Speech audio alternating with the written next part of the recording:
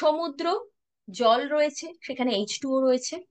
সমুদ্রের মধ্যে ঢেউ আসছে, সেই প্রত্যেকটা আলাদা আলাদা ঢেউ, ধরা যাক জগৎ, জীব। আর সমুদ্র হচ্ছে পরম ব্রহ্ম, সমুদ্রে যে জল রয়েছে H2O সেটা পরম ব্রহ্ম।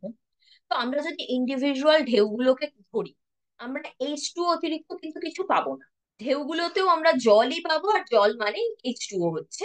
তো সেটা আলটিমেটলি গিয়ে পরম ব্রহ্মই হচ্ছে। আমরা যদি জগৎকেও এই ঢেউয়ের মতন ধরি, আমরা তো তাহলেও সেই একই জগৎ থেকেও আলটিমেটলি গিয়ে পরম ব্রহ্মকেই পাবো, তার থেকে অতিরিক্ত কিছু পাবো না। আর পরম আত্মা আর পরম ব্রহ্ম একই, সমার্থক। তো কি বলা হচ্ছে? ব্রহ্ম সত্য, জগন মিথ্যা, জীব ব্রহ্মৈব না। জীব ব্রহ্ম ভিন্ন কিছু নয়, ঢেউ জল ভিন্ন কিছু নয়। মানে আমি যদি ঢেউয়ের উদাহরণটা দিয়ে এই লাইনটাকেই বলি, ব্রহ্ম সত্য, জগন মিথ্যা, জল সত্য, ঢেউ মিথ্যা।